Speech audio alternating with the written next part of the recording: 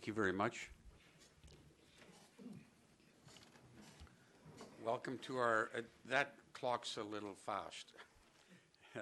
Welcome to our first meeting of the summer. Summer started a few days ago, 4 days ago, and this is our first meeting. I got the special summer tie on. And welcome to our June 25th regular meeting of Council. And just to start with the public session, we acknowledge that we are, and we meet on and gather on the traditional lands of the Lekwungen-speaking people, who today are represented by the Songhees and the Esquimalt nations, and their connections continue, their historic connections continue to this day. I should also note that this meeting is live streamed as well as video recorded. And will be available in the archives, just so if anyone comes to the front that you know you are being recorded. You will be required to speak into the microphone if you're going to participate, so people and the recording can pick up what you have to say. With that then, we'll start the meeting at item number 2, which are the minutes and reports. First is the council meetings of June the 11th. Move approval. Seconded. For adoption. Thank you very much. Sorry. Any discussion, changes? Okay. If not, call the question. All in favor? Opposed? None opposed. The next item is a special council meeting, June 18th, please. Move adoption. Thank you very much. Moved and seconded. Any changes, deletions, additions, discussion? All in favor? Opposed? None opposed. Thank you very much. I have a few remarks. Last week, June 20th, on World Refugee Day, I had the great pleasure of announcing a partnership between the municipality and the Victoria Immigrant and Refugee Centre Society to use the houses that we own, one on Hampshire and one on Monterey, to accommodate refugees. The Hampshire house will be used to accommodate a family of Syrian refugees, and the house on Monterey will be used as a bit of a transition house. I think they're going to be calling it a welcome house, where recent refugees will be housed in order to get them acclimatized to our community and stabilized. So we're very grateful for the work our staff have done on that. I know it took a long time. This was a germ of an idea that started a couple of years ago by a community group, and council supported. And it was a very important day, a very proud day for our community that we're able to help in this way. So thanks also to VERCS, which is the Victoria Immigrant and Refugee Centre Society. They put an incredible amount of energy into that house through volunteers, over 100 volunteers, hundreds and hundreds of hours of volunteer time. Plus they arranged for donation of goods and services from a long list of suppliers locally. And again, we're grateful for that. The family, we expect sometime probably maybe early next month, I believe. So thank you very much for that. Last week we welcomed Mr. Anderson, our new Director of Building and Planning. But I was terribly remiss, and not last week, I guess last meeting, terribly remiss in not recognizing and thanking the wonderful efforts of Deborah Jensen, in brackets, no relation, close brackets, and who was acting and has been acting Director of Planning and Service. Ms. Jensen did a phenomenal job stepping into that role, keeping things moving forward. But she did more than that. She led the team, and I can with great pride say that working very hard, she was able, working with her team, to reduce, as an indicator of the amount of work that was being done, reduce the building permit processing time from 11 weeks to 5 weeks, all at a time when the number of building permits were increasing quite significantly. So in difficult times, Ms. Jensen, you did wonderful work, and we really appreciate that. So thank you very much for that. A lot of activities on this weekend, and I'm just going to mention a few of them. The Sausage Fest was a huge success. This is a third annual, and lots of money raised there for the charitable work done by the charitable arm of the Firefighters Association, and we thank all those who attended and thank the firefighters for putting this together. It was absolutely wonderful, family fun time. This is the season, next remark, this is a season for block parties. They launched this weekend, 4 of them. I was able to attend all of them and thank the participants. And I remind people that there's still plenty of summer and applications for having a block party and closing off your street are easy. They're online. If there's any questions, we have staff standing by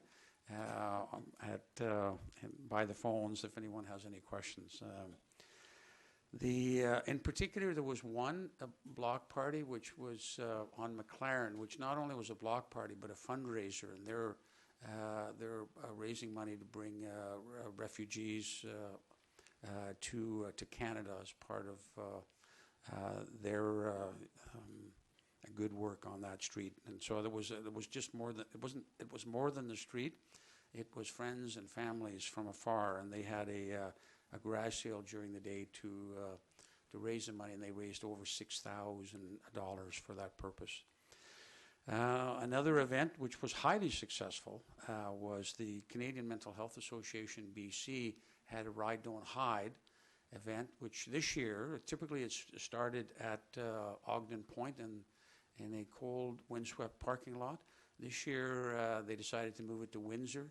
Huge turnout, biggest turnout they've ever had, over 500 riders in various categories, and they raised in excess of $115,000. And the purpose of this ride is not only to raise funds, but to raise awareness of the issues around mental health and mental illness. We were particularly pleased to see a number of teams. One was called the Real Dandies, in honor of a worker who had been with Ken Gill, who had been with the firefighters for a number of years and who died recently. And we also we had a team led by Dr. Neil Patterson, a local optometrist, and he had more than 100 riders on his team alone. So a phenomenal effort, and it really dovetails nicely with the work being done by Councillor Kirby to start a conversation in our community to do with mental health. Particularly, we've started with youth mental health and addiction, some real issues around there.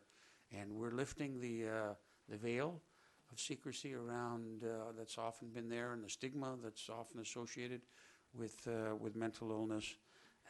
And this event and the kind of conversation that you're leading, Councillor Kirby, is helping to do that. So thank you very much for the riders, for the CMHA BC, who did an incredible amount of organizing.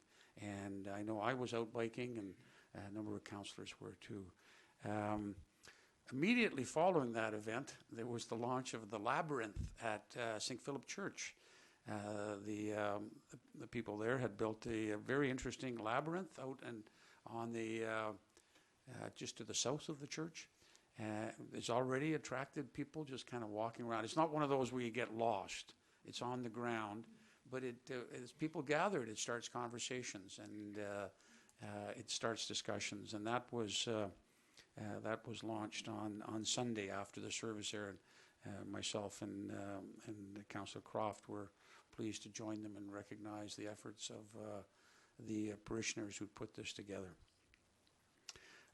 Almost last but not quite least, Music in the Park starts this June 29th, 6:30, as part of our summer art series that goes hand in hand with our Arts Alive and our pianos. Now we have Music in the Parks. That'll start at 6:30, our first one, and it's Chico Tumahaso and the Victoria Soul Gospel Choir.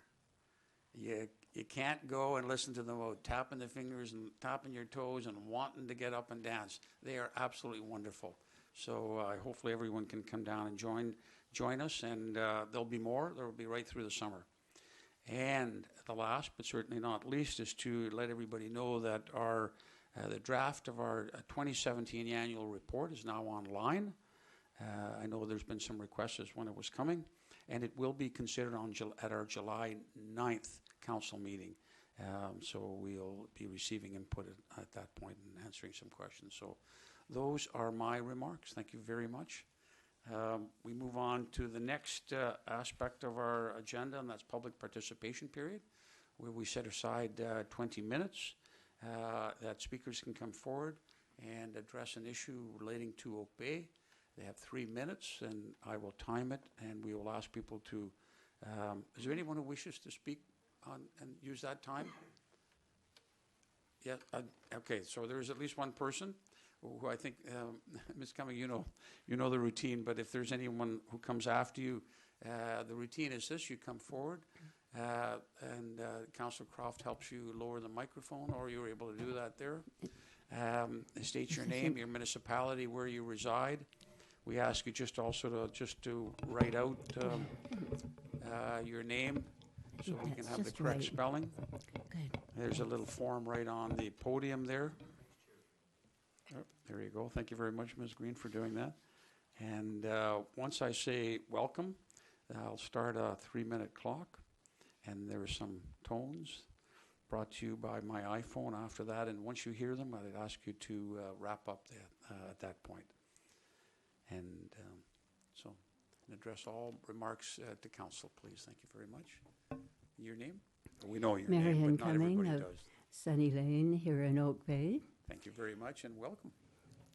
And I'd like to echo your gratitude for being on Indigenous land, and it's a reminder that we can make every effort to be good stewards of the land and sea that we love. And I'd like to express support for the item on your agenda in the hope that the uplands will be recognized as a National Historic Site. And I'd like to express gratitude as well to Larry McCann, who is here tonight, for this amazing book that titled Imagining Uplands, John Olmsted's masterpiece of residential design.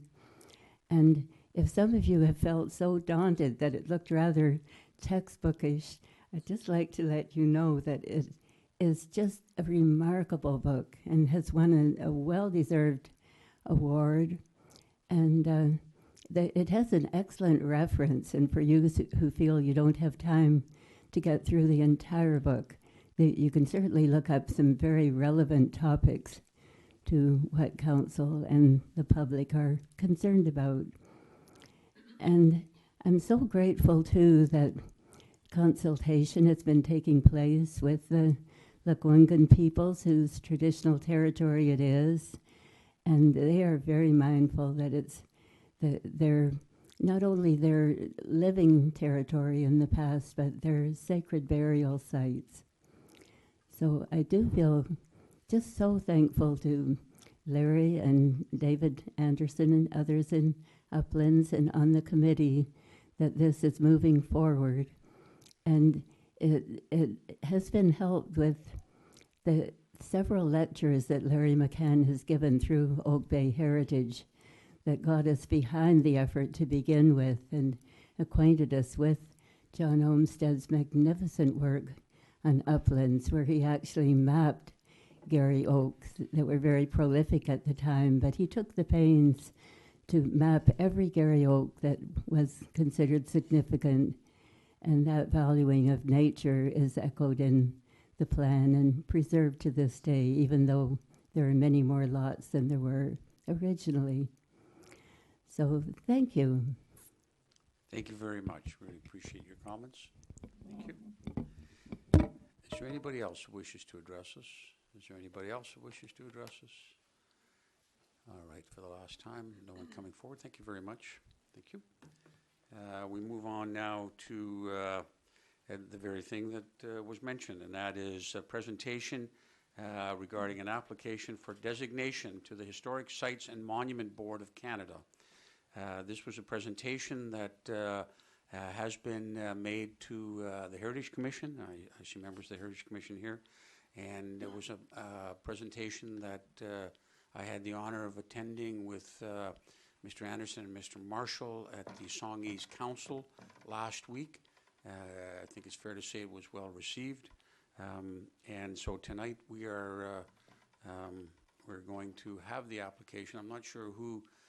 I know there's 4 people involved in this application. Mr. McCann, as he was referred to as here. I see Mr. Anderson here, Mr. Marshall, and Mr. Sager. So I'm not sure who's drawn the longer straw or the shorter straw on this presentation. All right. So we'll have to raise that microphone. I think the microphone will have to go up. Thank you, Your Worship. David Anderson, a resident Welcome. of Oak Bay at 3195 Exeter in the Uplands. And I'd like to thank you first, yourself and the councillors of Oak Bay, for allowing us to come and present tonight. I'm going to be very brief because I'm the least knowledgeable of the 4 people that you've mentioned.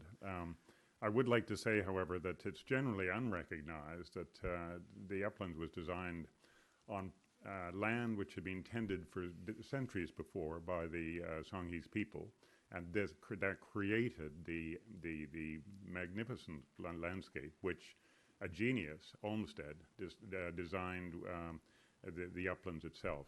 So it's not just the uplands we're recognizing in terms of design of the street layout, the protection of nature that Marion has mentioned, and of course the houses that are there. But it is also a recognition of the pre-Hudson Bay Farm period, the Songhees tending to the land and how well they did it. So I would like to simply say that Larry McCann is here with me, Rick Marshall is here with me of the Community Association, and Martin Seger, who is an expert on the National Sites and Monuments. And I would like to ask perhaps Martin to come forward first to give the general outline of the process and what we're doing, and then to follow with the other 2 so that you can, in fact, have the full range of the 4 of us. Thank you very much, Mr. Anderson. Mr. Sager. Thank you. Welcome. There, good. Thank you, Your Worship and Council. My name is Martin Seger, 1760 Patley Place, Victoria. So I'm poaching here tonight a little bit. I was asked to come and address you, and I have been advisory to the committee in that I've seen a number of designations go through the National Historic Sites and Monuments Board. And I think, first of all, it's better to use the word commemoration rather than designation. And the net result of this long and arduous process is you get a plaque. And so this is done under the, federal legislation, the National Historic Sites Act, and they've constituted a national board to which citizens and groups can nominate sites of historic significance, and the board adjudicates those proposals. The process can take, well, optimistically a year, but you might go 2.5 years. It depends on how arduous the process turns out and how much work has to be done by the secretariat that report to the board. And I must say we're very lucky to have Dr. McCann make the proposal, in fact, develop the proposal, because it will shortcut, I think, the necessity of the board to engage, extensive further historical research. And I would look forward to, I think, a successful outcome in this case, because I think the proposal being put forward for your support is a very good one. Thank you. And now this is something similar, or exactly the same, I guess, just for a different area. That when we went through the Chinese cemetery designation, I know Mr. Anderson was intimately involved in that when that was successful. Yeah, there are. I'm not even sure I have the number, but we have about a dozen local sites in the greater Victoria area that already boast national designation. Butchart Gardens, for instance, is one, Hatley Park, Craigdarroch Castle, the Union Club most recently, which I helped go through. So, yes, and I would join this constellation of local sites. Thank you very much. Thank you. Thank you. Your Worship, if we could call on Larry McCann Yes. to come forward, and Yep. he's already been introduced by Marion, so it's unnecessary to say it again, except it's his book, which was the inspiration for the work we're doing now, this remarkable book on imagining the uplands. So metaphorically and literally, he wrote the book on the uplands. He did. So welcome, Dr. McCann. Thank you, Your Worship, Council. Pleasure to speak before you tonight. The book was a long time in being prepared, some 20 years.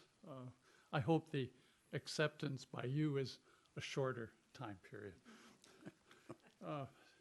In crafting the application, I was aware from Martin that the board lacks staff at present. And so in terms of doing research, at one time they used to do a lot of the research. So I opted for doing a comprehensive document. And it was a pleasure to do so, hoping that it would save them some time, and also the archival materials used for the book depositing in Oak Bay Archives, so that the board can consult those if they wish. Trying to write a report is difficult because there's no application form. You can't go to a website and download an application form. What you have to do is navigate various sites with Parks Canada, with the board itself, and find out what they require. Hence the document which you've perused, you can see categories, and they were culled from various places, and we just hope we got it right. So I don't know what people before used, but anyway. So we decided to classify Uplands as an historic district, one that was of a category suggested by Parks Canada as a designed district. And so the task then was to respond to things they wanted to know and emphasize why the Uplands is a special place. It's, in terms of background, it's interesting that there are no subdivisions selected as historic places. There is Hydrostone in Halifax, redevelopment project after the First World War. Westmount, a good swath of Westmount, is a historic district looking at architecture. But in terms of Canadians living in suburbs, there's no recognition that these are historic places of importance. And I used to teach a course on suburbs and had done a lot of research across Canada, and it seemed that the Uplands is a special place. And so it's being put forward as within the context of suburbanization as a special design place and something that deserves recognition. Open for any questions that you might have. And one of the questions would be, how does it tie in then? Because we know with First Nations, because we know the importance of Uplands Park to First Nations. We know there's burial mounds there, and that the Camas fields that were, and we know the, like Wangan-speaking people lived in along the water and through there. So how do you tie that in with the application? There's one very important way, and it's something that John Olmsted, the designer, recognized, and that was that the fire burning techniques of First Nations were responsible, largely responsible, for the open Garry Oak meadow system. Crucial. So without that burning, there would be no interesting landscape, to design with. Crucial fact. And there's other points in the document that we were at pains to point out, just the contribution of First Nations. So they in effect managed that area for thousands of years, Yes. potentially, okay? Okay, Couple let's of just, thousand anyway. yeah, thank you. Let's see if there's any questions for Dr. McCann. Okay, I don't see it. Oh, no. Okay, Councillor Croft. Thank you. Through you, Mayor. One of my questions is, I understand that there are other sites designated elsewhere in North America that were designed by Olmsted. Some previous research I did. Can you tell us what cities those are? Ooh. Oh, sorry about the question then. Chicago, yeah. New York, Baltimore, Los Angeles, New Orleans, and on and on. Seattle, Portland, Spokane. Yes. I did have another, thank you. I did have another question, Dr. McCann, and that had to do, and it was raised by the chair of the Heritage Commission about place names, because we know we've did that, where the Community Association did that green map, and it has a lot of the bays named from the original, as they were originally with the indigenous people. What about the uplands? Was there an area there that had a specific name that can be, if the application is successful, incorporated into the plaque? Well, if I could call on Rick Marshall. Okay, To that's answer his that specialty, question. okay. who has We done don't want to some steal his research on thunder. it. Mr. Marshall. Good evening, Rick Welcome. Marshall. It's mighty light thunder. I did inquire of Dr. Grant Keddy at the Royal BC Museum whether he was aware, and he's written extensively on this and published a book about the Songhees pre-contact, and he said that he was unaware of any Lekwungen place names that would be associated with property or with lands within the uplands. There was one small islet that he had a reference for, but apart from that, no. You will be aware, of course, that there are information kiosks marking the Lekwungen occupation of area around there at Cadboro Bay, in another municipality, and at Cattle Point in Oak Bay, as well as one of the monuments that Marion Cumming was instrumental in installing at Loon Bay, which is within uplands. So those places are marked, and I'm sorry I can't remember the name. It's the Lekwungen name for Loon Bay. Okay. I would just mention too that there's been this process, as David mentioned, began just a little over a year ago, and there's been involvement of a small committee. We've had some consultation with the community, as Marion Cumming mentioned. Larry has given a number of talks related to the work he's done on the book over the years in Oak Bay. And last November, he consented to give a presentation, which was held at the Yacht Club, about the historical significance of the uplands. That presentation was attended by, it was a full house, 110 people. We passed around a sign-up sheet asking people whether they would support the designation of the uplands as an historic site. Some 66 people signed in favor of that, and by my reckoning, at least 17 of those were residents of the uplands. Thank you very Thank you. much. Is there any questions for Mr. Marshall? So at this point, have all four speakers spoken? I mean, I've counted 4. Is there more to the presentation? No, that's it. Because what I suppose my overall question is, how can we help the process along? And I'm going to assume that it would be through a letter of support for this application. I think Dr. McCann would be Okay. the expert on that. Okay. Can I speak from here? Prefer not, because people at home won't be able to hear you. Thank you. 2 things.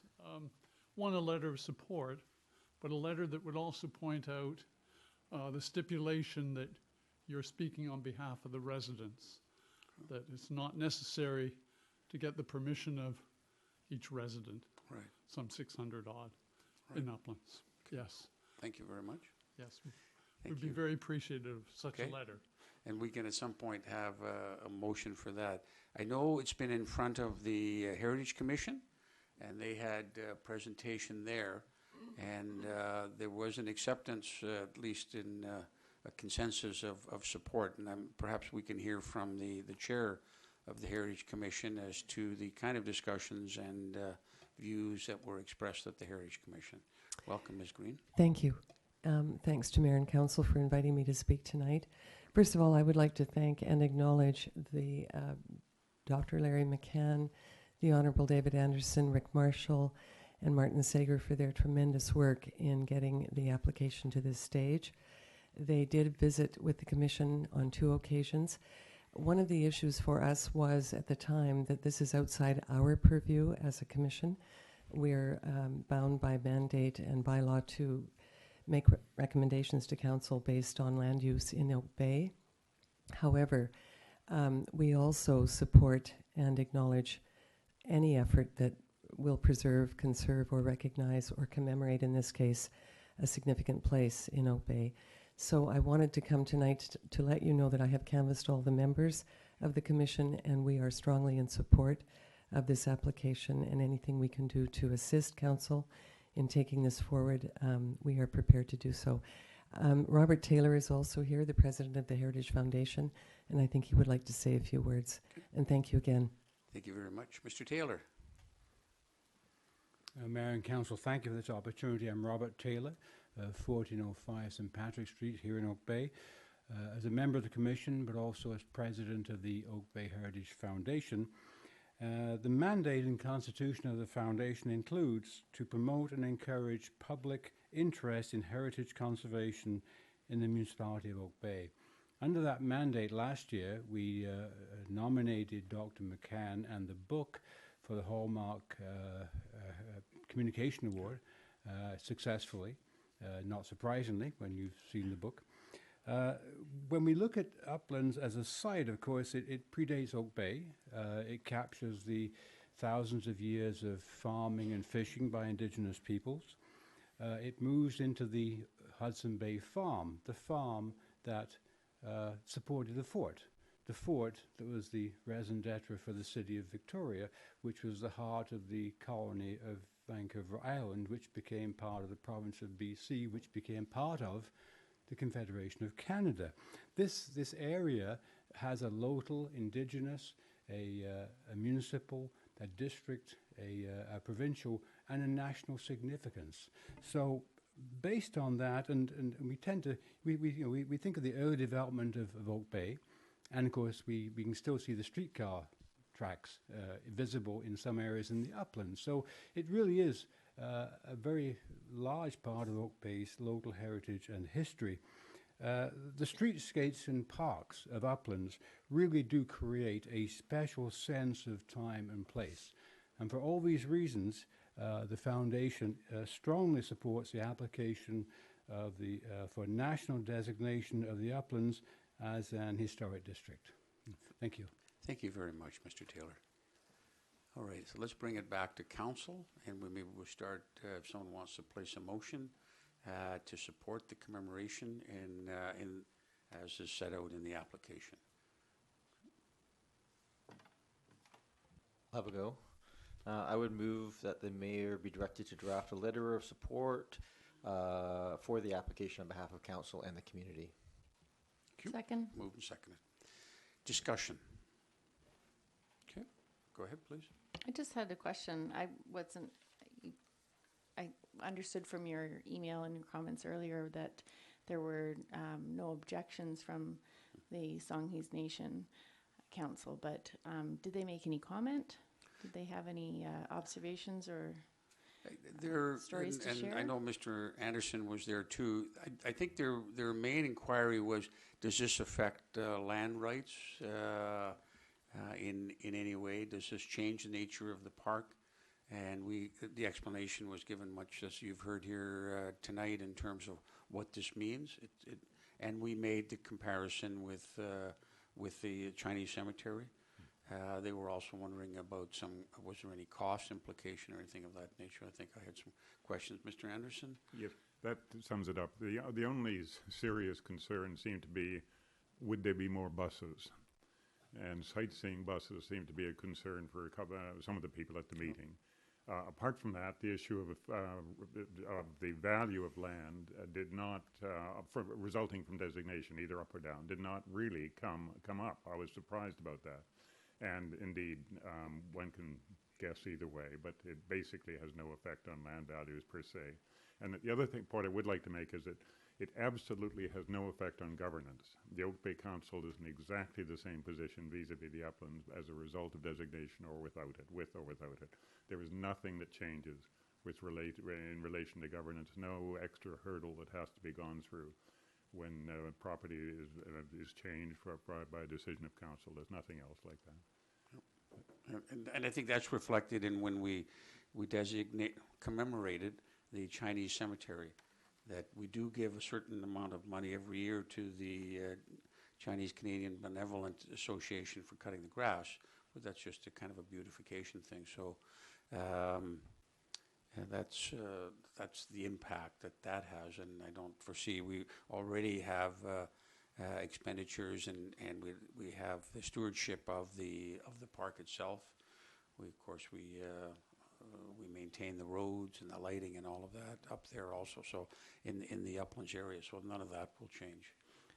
So it doesn't come with any additional funding from the federal government in order to maintain it? No, unfortunately. Darn. Well, I thought maybe it might influence them when we put in our application for the habitat maintenance or preservation grants. Maybe that would help things along. Who knows? Okay, thanks. Yeah, and we've also have a designation of the lighthouse. You may recall, and how important that was from a historic point of view. So these are really recognitions, and essentially saying that we, as a community, really appreciate the history in here and the importance to that history. Okay. If I could just add one more comment. It's just that I want to thank the everyone involved in the application, that the respect that was shown to the Songhees Nation, and recognition of that it's their territory and unceded territory. I feel like that often is a piece of our history that gets left out, and including when we say that Oak Bay's been here since 114 years or so, no, maybe more. Anyways, those kinds of things bother me, because truly, Oak Bay's been Oak Bay for a lot longer, and so I really appreciate the respect that you've shown to the Songhees Nation and the Lekwungen families that lived here before us. Thank you. Thank you. All right, ready for the vote? All in favor? Oh. Sorry, Your Worship, I just want to make sure we don't miss, because I think another part of the request was that council determine that it's acting on behalf of the residents in the neighborhood. So there's two kind of things. You're supporting the application, and the second one is that you feel that the residents in the area are supportive. Okay. Okay. And now, we do have our two community committees that really speak on behalf of our community. In fact, for that matter, we do too. Are you suggesting that there be an opportunity at a committee of the whole or something like that? Do you see that as necessary? Your Worship, I'm just wanting to make sure that we respond to the requests of the applicants. And that would be incorporated into the letter, to the text of the letter. So thank you very much for pointing that out. Mr. Marshall, before we take the vote, did you have something? If I may, just a point of clarification related to that question. Normally, as Dr. McCann was pointing out, historic sites are frequently small, single properties, and in those cases, the Historical Sites and Monuments Board seeks the consent or permission of the property owner. In this case, it being a district where there are over 600 property owners, in an instance like that, what the board would do is seek instead a resolution from the municipal council as evidence of the support of the community, the property owners' more generally, because it's simply impractical to seek the consent of the multiple property owners in a case like this. And then as David Anderson pointed out, it simply has no impact on the ownership, the regulation, the governance of the property owners in the district anyway. Okay, thank you. And I think that's the intent of this motion. And in fact, we all know, well, all us up here, and anyways, most of us know that we have been given that sacred trust for the uplands through the Oak Bay Powers Act from the 1930s. So we actually, in that way, we are very specifically delegated by provincial legislation to voice those views and protect that area. So being the protector, I think, gives us the required protector, under the mandated protector under that legislation, I think gives us that standing. So I think we're ready for the question. Okay, all in favor? Opposed? None opposed. So I want to take the opportunity to echo what Ms. Green mentioned, and it really is, and Councillor Kirby mentioned it. We're grateful for the work that the team has done, and the sensitivity that the team has shown, particularly with respect to First Nations. This is a very key relationship for us, and one that is a priority for Council. And we have, over the last 7 years, done a lot to nurture and to ensure that every step we take is taken as a team, in partnership. So we thank the people who worked on this application, and we all keep we give you the best wishes for a successful outcome, and we certainly call upon us if there's more that we can do in terms of support. But we will get that letter and out over the next little while. So thank you very much for that. Really appreciate it. Thank you. We're now going to have BC Transit come up, and they're not going to talk necessarily about buses in the uplands, but that could be one of the topics.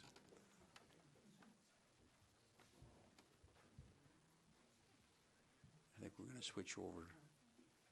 So this is the next item, which is the presentation of BC Transit. And maybe give a little context before I ask the BC Transit representatives to introduce themselves.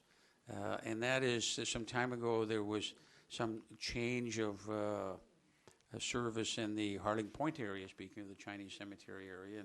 And the neighbors and myself worked very closely with BC Transit to look for a solution. We found some of that solution. But coming out of there was an understanding that there may be other changes that are on the way. So I thought it'd be wise that if we heard from BC Transit, not that we have any direct say or jurisdiction over what goes on, but I think it's important for our community through the process of council to hear at least the planning stage, how our community fits in, and how our input from council or the rest of the community could be important to decisions made. So now I'm going to turn it over. If you could introduce who's going to do what here. Great. Thank you very much for having me this evening. My name is Lindsay Taylor. I'm a senior transit planner at BC Transit, and we have James Wadsworth, who's the planning manager at BC Transit. Welcome. Thank you. And we're here to talk to you a little bit about the local area transit plan that we're working on for this area. It impacts the district of Oak Bay. But first, a little bit of a context to the Victoria Regional System. It's the second largest system in BC, and that's to the Metro Vancouver area, the TransLink system there. We see over 100,000 passenger trips per day, and that makes up about 6.5% of travel throughout the region. Right now in our region, we have almost 290 buses, 55 transit routes that we are responsible for, and over 2,300 bus stops that we manage in our system. There's a number of initiatives that we have on the go right now that impact all users across the region.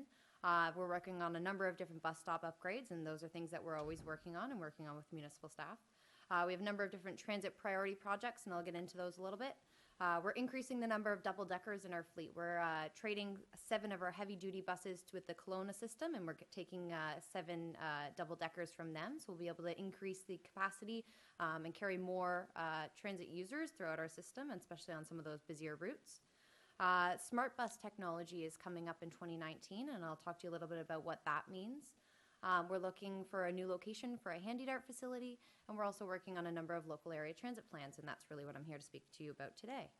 So we have a number of different transit priority projects that we have on the go right now. So those on the map in green are ones that have already been completed, and then all of the projects in yellow are the ones that are underway right now. So we're working on a southbound bus lane in Victoria, working on a northbound bus lane, and then also another northbound bus lane as part of the Mackenzie Interchange project. We also have a project underway for the Island Highway corridor there, and then we're also starting a West Shore priority transit project sometime this fall as well. And so that will be with Langford and Colwood to identify other transit priority corridors in their area and what infrastructure, transit priority infrastructure things that we can implement there. In terms of our Smart Bus project, it'll be implemented in 2019, and this will really improve customer experience in our system. So people will be able to use their smartphones or the website to look at when their bus is coming in real time. They'll also be able to see how full their bus is. So they'll be able to decide whether they want to take that bus or maybe wait till the next bus if that one's going to be full. So we're really excited about that technology, and that will be, it's rolling out in other transit systems across BC right now, but ours will be rolling out in early 2019. I mean, that sounds exciting. If you could see the bus is full, does a little sign come up saying, go get a coffee and come back in 10 minutes? Exactly. That'd be cool. Anyway, go ahead. We also have a number of local area transit plans underway. So we've already done one in the West Shore, and we just wrapped one up in James Bay. And we're working on 2 different plans right now. Those are the ones identified in orange on the map. So it's the Tillicum-Burnside plan and also the Jubilee Plan. And so that's the one that I'm working on, and that's the one that impacts the District of Oak Bay. So the Jubilee Plan extends from South Oak Bay up into Cadboro Bay, and it borders also Shelburne. So it's kind of a larger area. It's a sub-region is what we're calling it, because we recognize that people traveling in this area are not just traveling within Oak Bay, but they actually cross municipal borders. So there's a number of municipalities involved.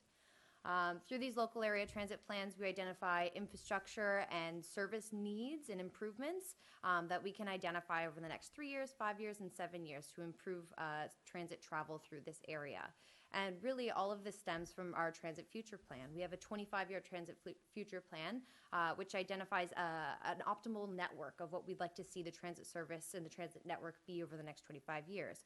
We think that this network will help us move from a 6.5% mode share up to a 12% mode share. So all of the infrastructure and service improvements that we're going to suggest through this plan really help us work towards that 25-year goal and that 25-year vision. So the local area transit planning process, it's about a year process. It first starts off with us really doing our homework, looking at OCPs, looking at different community plans, regional transportation plans, local cycling plans, and making sure that everything that we're looking at really meshes with what you have going on in your communities. After we've reviewed what's going on in the communities, we do a review of current transit service, and then we go to a first phase of consultation where we do open houses in the different communities that are impacted to talk about what are some of the transportation challenges that they're experiencing right now, what are some improvements they'd like to see made, also where are they traveling within the subregion and also outside the subregion, so we can make sure that we're looking at any service gaps that exist currently. After we've done those first set of open houses, we do 2 workshops. Our first workshop is with our operators who drive these routes every day, who have a lot of experience in these areas and know different service improvements that they'd like to see made. We also then held a workshop with members of the public who identified in that open house phase that they were really interested. And so we held a workshop with them to develop some potential options of what the future of transit could look like in this area. So a number of the participants in that workshop were actually from Oak Bay, and that was held at the Oak Bay Rec Center. After we've developed those options, we go back out to the public for another set of open houses to say, did we get this right, or is there anything that needs to be further tweaked? After we've tweaked all of those options, we'll write a report, bring that back to this council to say, here's some of the more detailed options that we're looking at. Is there anything that you guys see as a priority? So that way we can bring that to the Victoria Transit Commission and they can adopt this. And that first blue box, that's what you were talking about, the other rolling out more consultation before you would come back to the community and come back to council. Okay, just so we know where we are in terms of the timeline. Thank you. No problem. So some of the key challenges we identified for this area was people are finding it difficult to transfer. There's a number of different hubs or exchanges in this area, and they only serve about 1 or 2 different routes, so we call them minor exchanges. We'd like to see some sort of a more major exchange or a major hub developed for this route, something like for this area, something like you'd see at UVic. That services about 7 to 10 different routes, so people have the opportunity to transfer not just locally but all over the region without having to go downtown. Another challenge that was identified is there's limited north-south options for people in South Oak Bay that are looking to go up to Cadboro Bay or to UVic. And terminal capacity, again, looking at the minor terminals that we have in this area, the need to expand those and to create more opportunities for people to transfer. A little bit of an overview of what we've done so far for engagement. We held 4 different open houses, one at the University of Victoria, one at Camosun Lansdowne, one at the Oak Bay Rec Center, and one at South Jubilee. They have a recycling day there. And so what we do for those open houses, we actually bring a full 40-foot bus that we've retrofitted for open houses. We're able to put our boards in there, bring people up on the bus, and have good conversations about their interest in transit and what they'd like to see improved. We also had a survey for people who couldn't attend those open houses in person, and we heard over 500 different comments from people about what they'd like to see improved in their area. So what we heard echoes what we knew some of the challenges were in this area. People wanted more opportunities to transfer without actually having to travel downtown. People wanted more north-south connections between Oak Bay and the University of Victoria, and more direct service to key destinations and neighborhood centers, so such as Oak Bay Recreation Center and Willows Beach. People wanted direct service to those different locations. And this is kind of the service, what we're looking at in terms of a hub, what this could look like at potential. These aren't specific routes that we're looking at right now, but just a concept of how we converge a bunch of routes into the Jubilee area hub, and those routes would be able to go into other places. So people would easily be able to transfer and access a lot of different regional locations through this type of concept. In terms of our next steps, so we're going back out for a phase 2 consultation, and that will be in September of this year. So we'll do a number of different open houses again to present some of those options that we developed in the workshop. And so it's a great opportunity for residents of Oak Bay and the other neighboring municipalities to come out and review the options and provide their feedback so we can further tweak those. After we've further refined those options, we'll come back to council with some of those more detailed options. So you'll have the opportunity to look at those and provide feedback before we bring those to the Victoria Regional Transit Commission. And that's all from me tonight. So if you have any questions, let me know. I'm happy to answer. Thank you very much, Ms. Taylor. That was very informative and very helpful. And it is the kind of conversation that that we encourage, and it sounds like you're having. Let's see if there's any questions. Start over Councillor Zelka, and then we'll hear from Councillor Kirby. Through you, Chair. Thank you very much, Ms. Taylor. Very much appreciate your most informative and interesting presentation. The idea of a hub, sort of a hub and spoke kind of concept, makes sense for any city, and interesting to use a Jubilee as a sort of a central-ish point. I wish, in some ways, we had better areas in Oak Bay that were maybe a little more central. UVic seems like a natural area, but I don't know whether that's going to work with the South Oak Bay folks. So it seems like a reasonable compromise. I appreciate the approach you're taking on sort of regional, sub-regional approach. Mm-hmm. With some of the sort of questions that are sort of coming up for me, also go not just down to the sub-regional, but also to the extra-regional. When I think about, the tie-in, to say, with the Island Corridors Foundation, with potentials for rail, and also the tie-in with some of the work that the CRD Transit Committee, or Commission, whatever it's referred to, is also attempting to do in terms of some of their planning work and some of their bailiwick, for lack of a better work. The question I want to ask you is, could you please explain the relationship between what BC Transit does, what the CRD does, what the Island Corridors Foundation does, and how they overlap and how they complement each other, please? Mm-hmm. So we received direction from the province on different things to be looking at further. So right now, ENN is one of those things that we're working with the province to identify how we best use that corridor.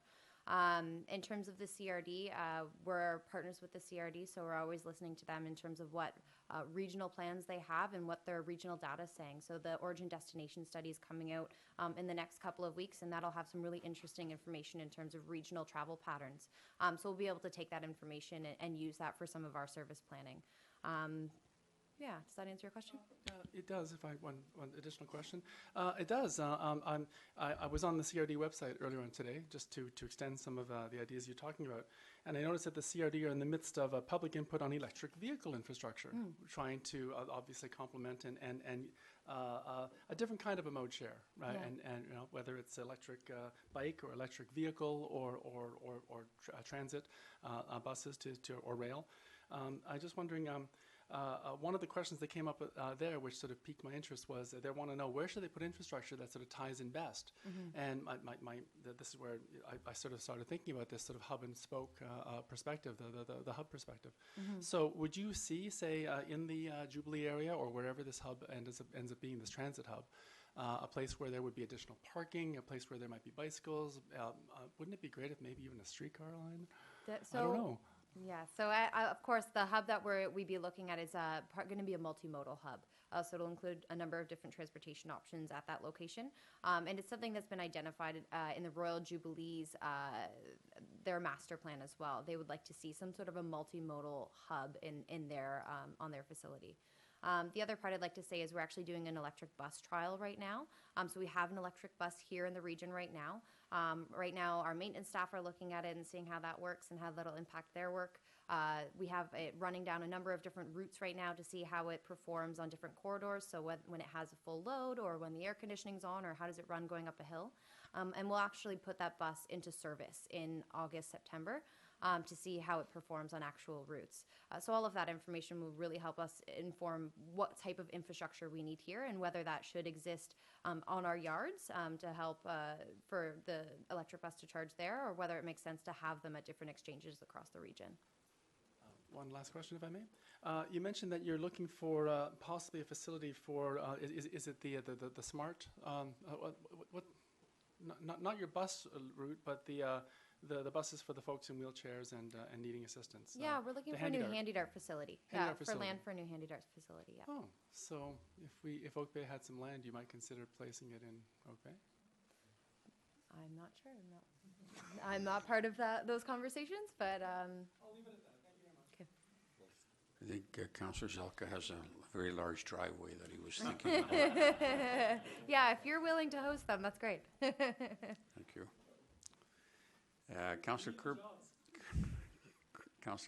please. Thank you. I am super excited about the upgrades to the smart bus technology, the talk about an electric bus joining the fleet, and therefore quieter buses.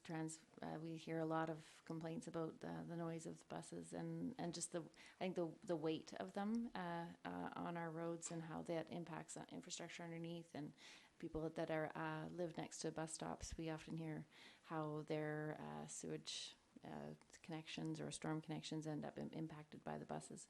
So I'm really happy to hear that you're looking at shifting. But my question is around the bus stop upgrades. What kind of consultation will you be doing, or have you done, and does this include relocating of bus stops? In terms of this process right now, it's been really identifying which stops need upgrading. So in terms of adding a shelter, or lighting improvements, or accessibility, sidewalks, those types of things. Anytime that we add a new route in, if it's not on an existing transit corridor, there will have to be new stops.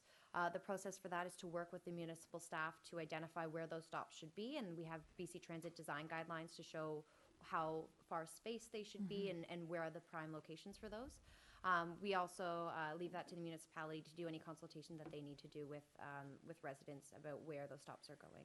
Okay, I'm just thinking particularly we're going to see a pretty big change in one section where the Bowker is being built on the corner of Bowker and Cadbury Bay Road, and currently that bus stop is very poor there's people standing in the street all the time. I'm concerned about safety, and as well as just it's just a tiny narrow sidewalk, and there's no garbage facilities at that bus stop, and so I've encouraged our staff to pass along the message that when upgrades come, that would be a priority, and I think that they've made that effort. But just to flag it yet again, that when that use changes on the corner there from no residential to 43 units, as well as a restaurant and other commercial spaces, we're going to need to have an upgrade there. So just to flag that for your attention in the future. I appreciate that.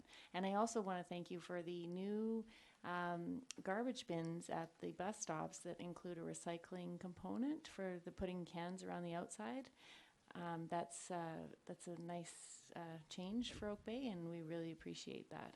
It's a municipal initiative. Yep. Is it? Yes. So any of the bus stop infrastructure. I passed on thanks, and then they gave you the kudos. Oh, well, thank you. No, I'll have to pass that back. Any of the bus stop infrastructure is actually municipal infrastructure, and so any of the upgrades are. Yeah. Okay, that's great to know. Thank you. Well, good job, Oak Bay, then. Who are they going to pass it on to? I'm not going to have to pass it on, because I see our superintendent of public works is here, so he can receive those compliments directly from me. Thank you. Thank you. Councillor Croft? Through you, Chair. My one question is, you've talked about 6% approximately ridership moving to 12%. How does that compare to other communities? I know we're the second largest, but how does that compare to other communities in BC? Or in other cities our same size? For a mid-sized Canadian city, that's quite a good mode share.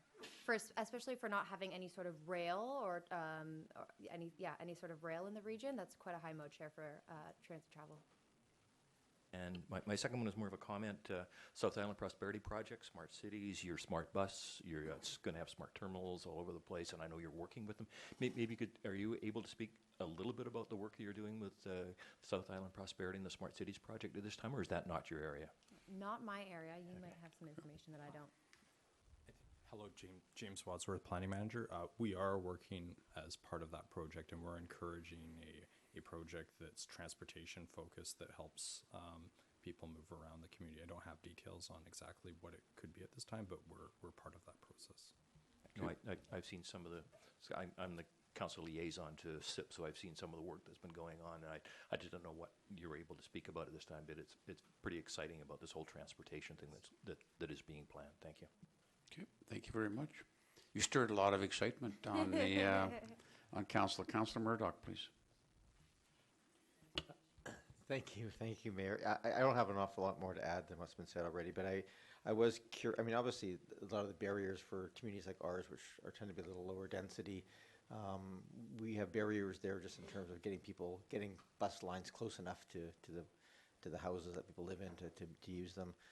Is that growth from 6.5% to 12%? Is that being perceived more on those major corridors that seem to be where all the investment is going in, or are there efforts made to try and drive up share within communities like Oak Bay's? And I guess the second half of that question I would ask is, you're fairly arm's length from what we do, obviously. Is there anything from a municipal perspective that you would look to for councils or staff to do to kind of help BC Transit achieve some of the growth in rideshare? Okay, so for the first part of that, we've identified rapid and frequent transit corridors in all of the communities across the region. So we kind of have a bit of a spine network that we want to make sure that we're able to get people to that spine. And so our local service is really just providing more of the connection for people to get to those frequent and rapid transit corridors. So there are definitely ways that we can improve transit and make sure that we're getting more people onto transit, even here in Oak Bay, where the density isn't quite there. I'll also say that Oak Bay Avenue has been identified as a frequent transit corridor, so that high-frequency transit will exist here in Oak Bay. The second part of that is we are always working with staff to hear kind of what priorities are in this area, but we also have a development referral process. And so we take any development applications from the different municipalities across the region, and we're able to comment on those from a transit perspective, which is also a pedestrian perspective and a cyclist perspective, making sure that we're connecting all of those different modes of transit. So that's definitely a way that staff here, we're able to connect with staff here and help each other in that regard. Thank you. Thank you very much. All right. high-level question? Just a really quick question about the small buses, because I know that they were being rolled out, but I haven't seen any in Oak Bay. Are there small buses rolling out? So we are replacing our light-duty buses with, we call them vicinities. So there's 30 and 35-foot vicinities, and we're starting to phase out those smaller light-duty buses for a more traditional-looking bus, and those are those 30, 35-foot buses. So you'll see a little bit more of those coming in the next couple of years. Yeah. Thank,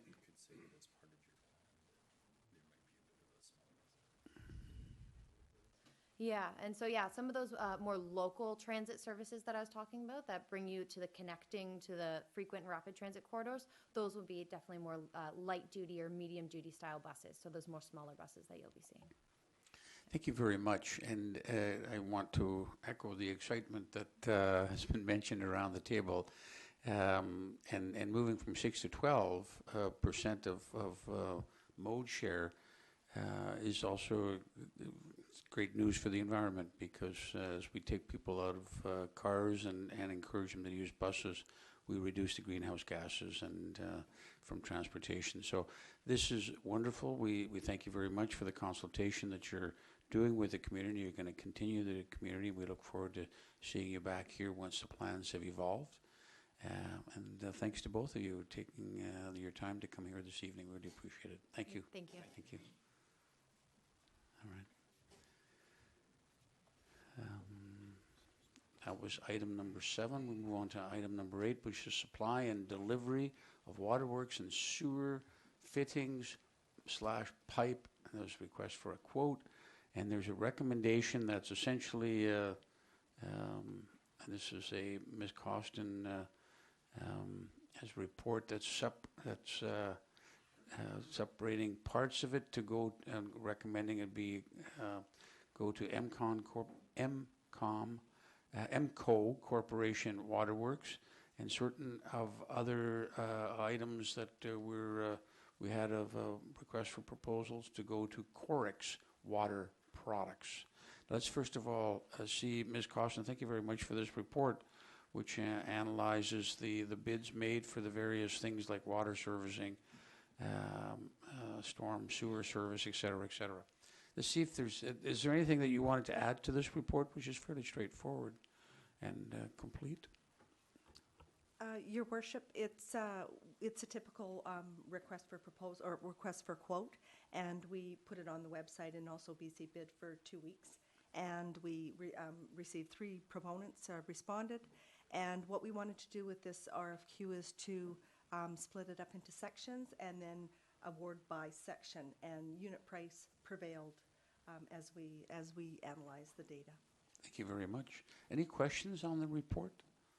Seeing none, I would. Go ahead, Councillor Murdoch. Sorry, 2 quick questions to you. One, I'm just curious. They see there's a section 3, which is a 6-inch uplands combined pipe. Is that just break fix repairers? I'm assuming, since those are the ones being replaced. And the second question I had was on these sorts of quotes, because we see this quite regularly. This particular one, it comes through, I think, every year. It goes for bid for different replacements. Is this something that we could do through like a multi-year agreement or anything else to kind of drive maybe some lower prices and for a larger bid? Mr. Brozak. Hello. Hello. Hello to you. Yes. So the uplands main, that's water. So with the upland sewer separation, this is completely different. This is a water quality issue that we're having at a section between Uplands Road, on Uplands Road between Cardigan and Upper Terrace. So we're just improving the water quality within that area. When it comes to, I was just asking if there was any opportunity for doing maybe a multi-year type piece for these sorts of bids. Yeah, when it comes to multi-year, that's something that we talk about at the beginning of the tendering process. And a lot of the products come from the States. So there's a lot of variability with the fluctuation of the dollar and the price of metals. And with everything that's going on with the politics in the States right now, I don't think it's a good time to be looking at a multi-year for these specific products. Okay, thank you. Thank you. What is the question? Go ahead. Thank you, Councillor Zelka. through the chair to the superintendent. My ears peaked when you said there's an uplands water quality issue. Can I assume that the work that's being done in the uplands is essentially an extension of the work that was done in the Lansdowne area with respect to the replacement of the water pipes for relating to water quality? And if it's not that, an extension, what is it about, please? Okay, no, it's not to do with the extension of the water main. We have throughout some areas of Oak Bay some abandoned water lines, and this is one area where we have abandoned water lines. There's no imminent threat to the water quality, but if the abandoned water lines aren't properly capped in the future, they could cause water concerns. Thank you very much. And I would move that sections 2, 3, and 6 be awarded to EMCO Corporate Networks, and sections 1, 4, and 7 be awarded to Corix Water. Okay, thank you very much. And that's dividing these in sections and various amongst these two corporations. Discussion? Seeing none, all in favor? Opposed, none opposed. Thank you very much, Ms. Costin, and Superintendent too. Heritage Commission minutes from May the 8th is our next item on number 9. Move receipt. To receive, moved and seconded. Discussion? All in favor? Opposed, none opposed. Thank you. Next is residential parking request from Beaverbrooke Street. And just wanted to, and also from the Victoria area. Just give a little bit of background to this. About 4 years ago, I think it was, this issue came before us, council, at a time when the school was considering renewal. In other words, they were going to build a new school, which would have parking underneath or maybe parking at the back. I don't recall the exact, I don't know if it was never settled as to how much parking, but more parking on site than before. There was parking issues along the street at that point, and council chose at that point to suggest they get together, the neighbors get together with the school, talk it through, perhaps with the assistance of our staff, and I understand that was done. Since that time, however, there's been a number of changes, and I think that's prompted, well, I know that's prompted this particular renewal of the request. And one is, this is something that I met with neighbors when we had to discuss, and I followed up with the St. Michael's University School, head of all schools, is this first change has been the St. Michael's School has decided not to proceed with a renewal of the school and not to move the school, as also been discussed, up to the main campus.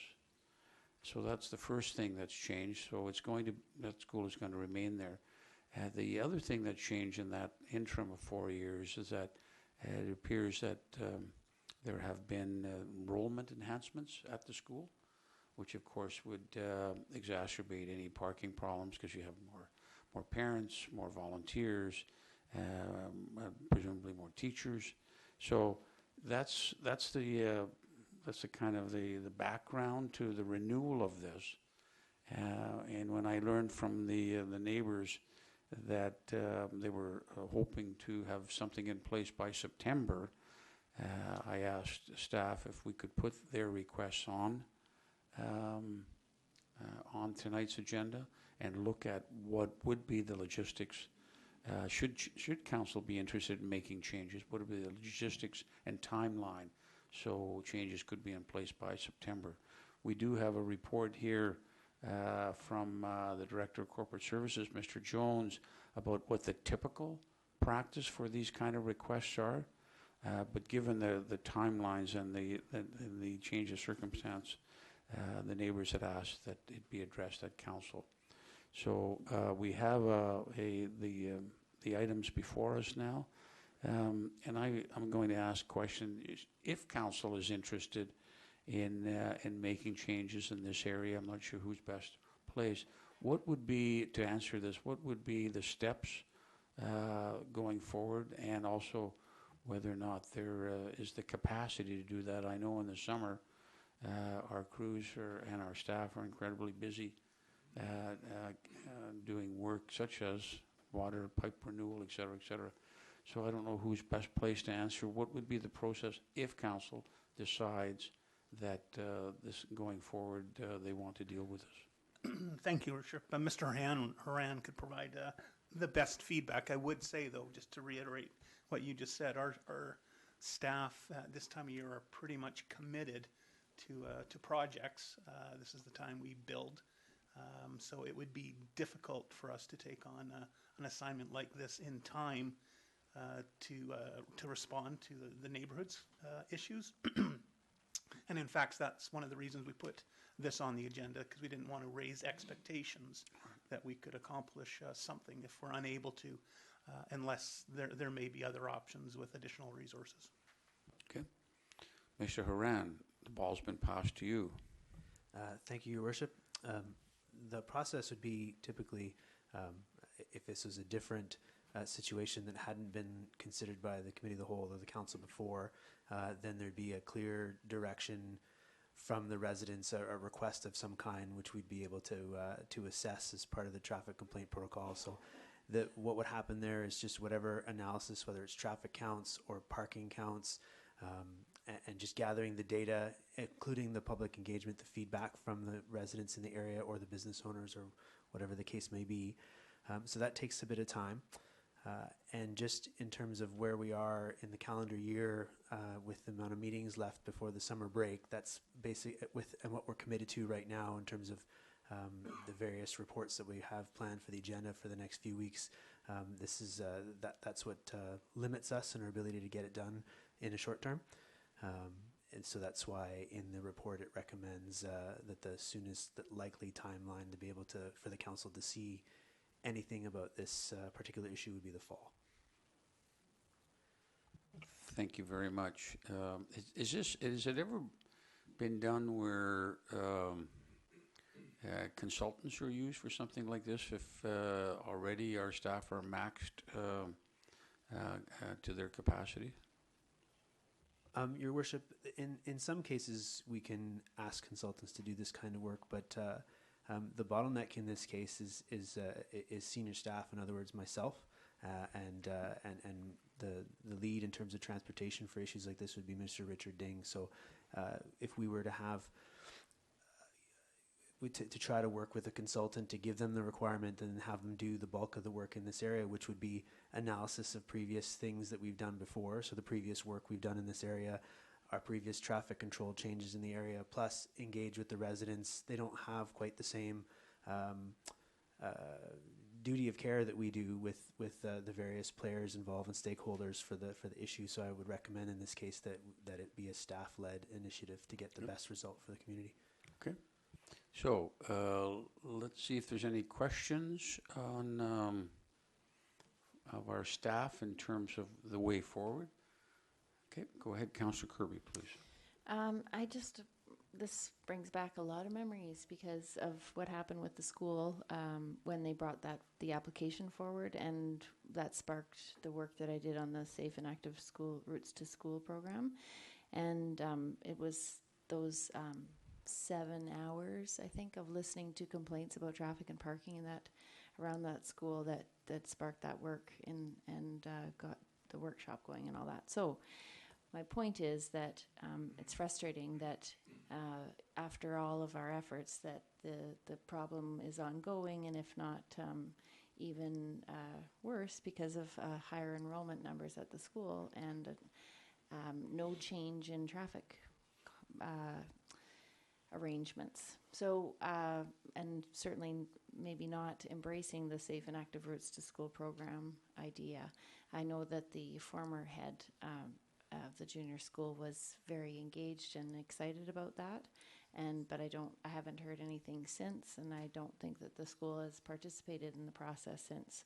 So, what I would hope is that if we were to go forward with any changes to the traffic or parking arrangements for that area, that it would be contingent on the school participating in and encouraging them to do some mode shifting within the school community, and setting up some boundaries so that the parking isn't right in front of the school, that keeping a 500-meter distance for stopping and dropping children, something like that. There has to be some better ways of going about this, and so making sure that the school is part of the conversation, because even no matter what we do as far as changing parking to residential in that zone, I don't think that will alleviate the concerns of the neighbors completely, and it will, I just think, further exacerbate the problem and cause more frustration for everybody. So, and also safety issues as people try to rush rather than parking, they stop and let the kids jump out. There's just going to be safety and other concerns raised by that. So I think we truly do need to spend time on this, and so I wouldn't want to rush the process and force staff to do something super immediately, but I do think that we somehow need to engage the school in a process that makes this a more holistic approach rather than just changing a parking regulation. Just along those lines, I just want the point you made, I want to follow up with Mr. Horan. In terms of, 4 years ago, there was some talk, there was supposed to be kind of a liaison meetings, is my recollection. Did your records, because you weren't here at the time, but your records show whether or not that went ahead, and what, if any, success or outcomes there were as a result of that? So, Your Worship, and just in my research and preparing for this evening, after March 2014 Committee of the Whole, the direction was not to change the current parking regulations at the time, was to increase the police and commissioner enforcement of parking regulations that were in place, and direct a group of stakeholders to meet to discuss to continue working together to sort out ways ahead. And so that would have been police, engineering, residents, and the school to meet and start looking at options. And that occurred. And soon after that time, I would say by this, probably within a few months, there was some changes made. Nothing super significant, but more like yellow lines, no parking areas to be enforced. That was done in a map, and that was implemented back in 2014. And there haven't been significant changes since then. Do the records show whether or not, though, that kind of working group, if I can call it that, continued after 2014? As far as I'm aware, there's been, I know for sure that there's been further complaints and issues raised by residents in the area, which our staff has looked at on a case by case, as we always do. And in some cases it was different yellow lines implemented as we saw fit. In other cases it was, no, we're not making that change, as the case may be. Okay. And maybe one of the neighbors can assist us whether or not that working group, we'll call it that for lack of a different name, did that continue for after 2014? And were there multiple meetings? Does anyone? No.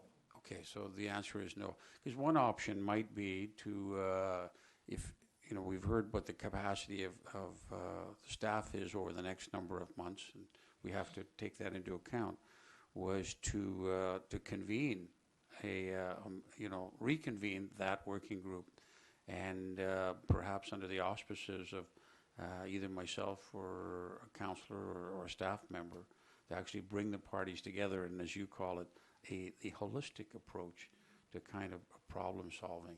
I know a new head of school starts next week up at the overall head starts next week. There's an acting head there now. And that might be a good opportunity to make that recommendation, advocate that the school do that as an interim measure while our staff undertake a review of that. So, are there any other questions? Yes, Councillor Murdoch? I guess not so much question. I mean, I think the process laid out here by staff is the important one. I think we want to be doing this by engineering-led best practices. I'm not clear right now, if I recall, there's not a lot of resident only. We tend to use 2-hour parking for issues around this, and certainly no amount of regulation is going to stop the people from parking in front of driveways, which is blatantly illegal now, and it won't change if we make it residential parking or not. So the question does come down to, you know, how do we change behavior? It's hard at this table, but certainly I think looking at the parking around there as a key overall piece. And I think to your point, Mayor, with the new head of school coming in for St. Michael's overall, but take him or her some time to get up to speed. But I think that's also important to, I think, is my understanding is at this point that the junior schools plans are just sort of on hold. They're sort of in limbo right now. They were going to move them up and to the main campus now. That may or may not happen. And so those things all probably in the long term will affect. It doesn't mean we can't address some of the parking issues and concerns and traffic flow and so forth immediately. But I would certainly support the staff's indication here that we let them go through the regular process and consider it when we have all the information and an actual recommendation from staff to look at.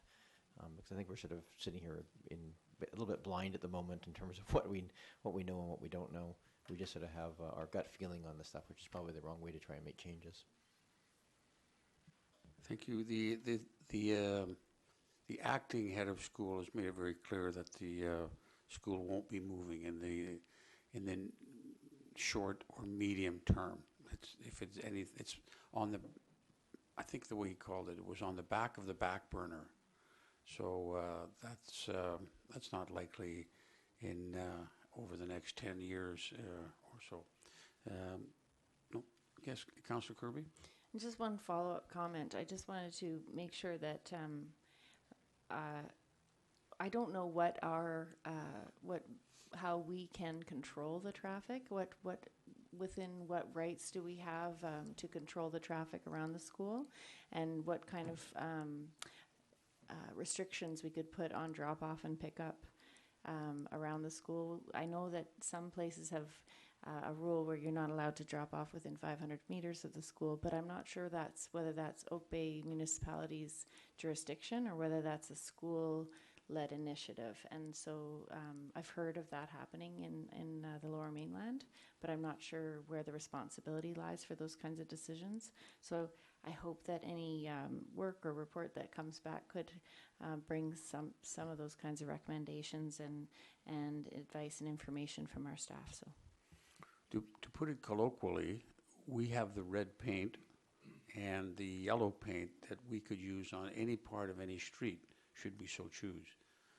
Whether or not we want to have 500 meters of red paint on our sidewalks to force the parents to drop them off 500 meters away is probably not something that we would engage in. I don't think we ever have, but we do have the jurisdiction to control parking, where and when and for how long.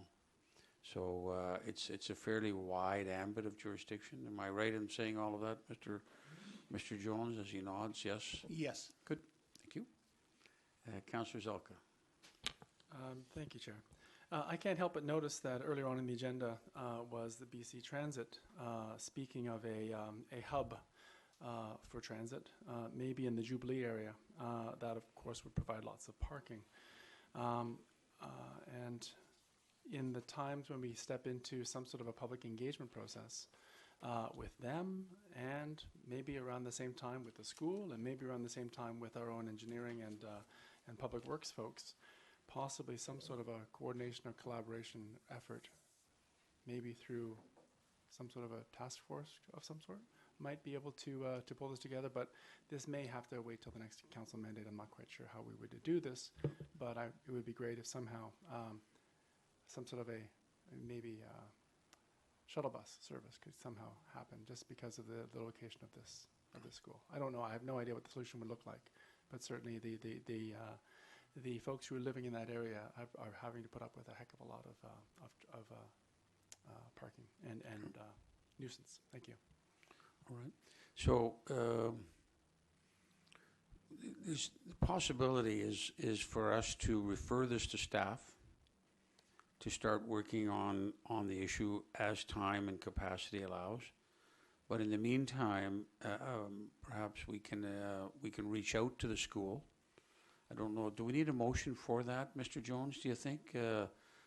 Trying to create a three-way conversation between the residents, the school, and the municipality? Your Worship, I mean, you can have a conversation. Again, I wouldn't want to, though, raise expectations in the community that we're going to be able to actually do more. Now, that doesn't mean you can't have a conversation with the school to kind of say this is an issue that's come up and something that we will in the future be wanting to look at, but wouldn't want to give residents an expectation that we're going to have things in place for them for September. No, and I wasn't thinking of that, and I think that's a very good point that you reiterated. I was thinking more that there may be some kind of voluntary measures that can be suggested and can be taken by the school, such as arranging drop-offs from a distance from the school, this type of thing. So if there's any appetite in council to go down that road, I would invite a motion, either one part in terms of referring to the staff or two parts referring to the staff, and then setting up meetings with facilitating meetings between the school and the neighbors. I would make that motion, or those motions. Okay. Do you have enough there to work with, Mr. Jones? No, we need to make. Actually, Your Worship, I really want to be clear on this, because as soon as you get into a process where you're facilitating meetings with the neighbors and the school and staff, that you are in the process. In fact, that's the important part of the process, and takes a fairly significant amount of time. And I think that is something that needs to happen. And the problem is right now, just given where we are as an organization in the timing, our construction schedule, we simply can't do that. That does not mean, though, there can't be an initial meeting. I would suggest maybe with, if there's a member of council or the mayor, with the folks at the school, and just say, hey, this is an issue. We want to put it on your radar, and it's something that we're going to need to start working on in the fall. Okay, so that wouldn't necessitate a motion. That would be just a kind of a courtesy. That's correct. Meeting that, once we allow, we won't set upon the new head of school in day 2 of his job. We might wait to day 4 or 5, but I'm going to be away a lot in July, as it turns out anyways, but I'm certainly prepared to do what I can to set up that meeting. But so that's where we're at. The neighbors have heard our discussion in terms of what's possible, and that's what we always look for. But certainly the second informal part is possible, that I can work, put that forward, and if there are other members of council that wish to get involved, just let me know, and we can go as a bit of a delegation. So you had your hand up, Councillor Zelka? So just a minute, oh, sorry, before I do that, so the motion would just be the first part, to refer the matter to option staff? one, yes. Okay, so was that I'd seconded? be generally fine to second that with Okay, respect, so I guess it's on the essentially, floor now. which would be option 1. Yep. I appreciate that there are two ways of, shall we say, initiating a bit of activity. One is this process through a traffic complaint protocol, which eventually, as staff provides, has the capacity to act. Some action will then be formalized. I would also like to put my name forward from an informal perspective when you have time, Mayor, to on a more informal basis, as we can, to approach the school and see what, on an informal basis, we can do as and when staff can finally get moving on this traffic complaint protocol. Okay, thank you very much. So we have a motion on the floor. Any other speakers? All in favor? Opposed? None opposed. Thank you very much, and thanks to the neighbors for bringing this to the attention. I know it's a long simmering and a continuous simmering issue, and it's on our radar, it's on staff's radar, and then we'll make sure it's on the school's radar come later in the summer. So thank you very much. Move on to Cadboro Bay Bike Lanes Project update, and we have a report there from Mr. Horan. We have some recommendations. We've looked at this before, and I think the last time we were at this, we were really looking at the possibility of two options. At that time, we didn't have a sense of whether or not we would be receiving any grant monies. We recently learned that we were very fortunate to have received grant monies. So it's brought back based on that. The options that Mr. Horan has put forward is kind of, if I can call it, the full scope of work at $229,963, or a light version of that at $156,283.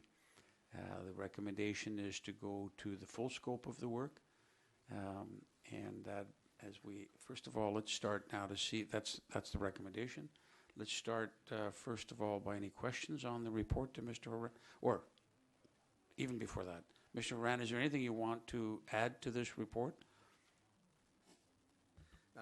No, Your Worship. You summarized the decision that staff is seeking, and there's some information that we disclosed about timelines and schedule for the summer. But that's all I have.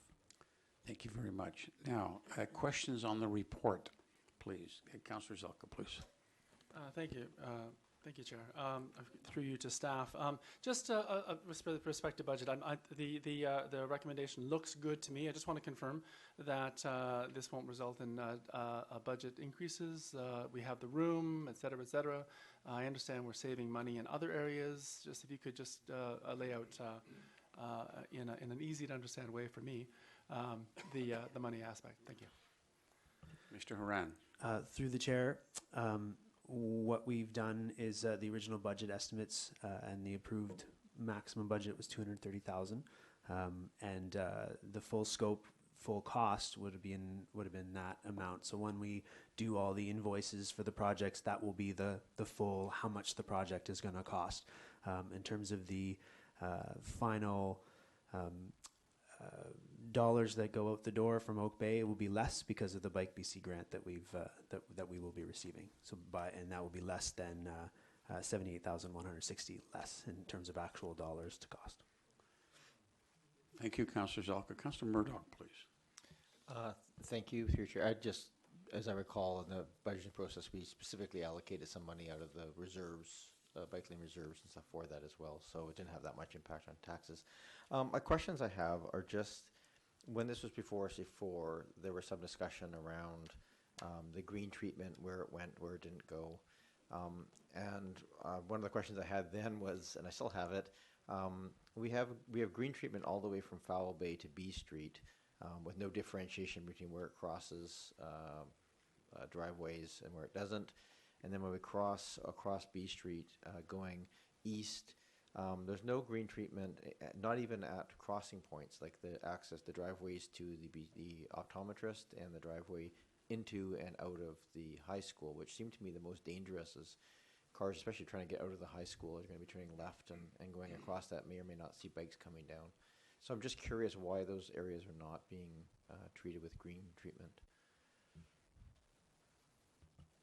Through the Chair,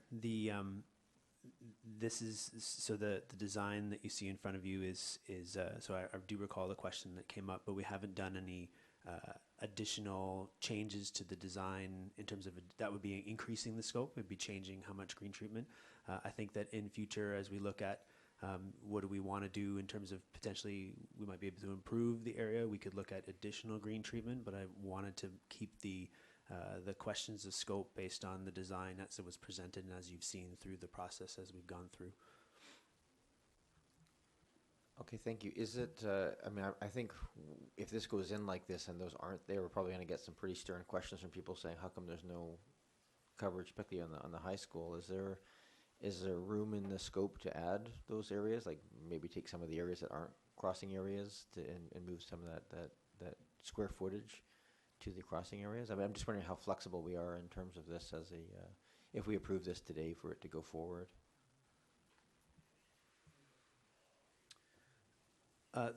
Through the chair, I think that if we go back to the timelines that we looked at, so when I brought back the potential, here's the design that you chose back in November. So in March, we said, here's the decision that the council needs to make at the estimates committee. So the scope was pretty solid.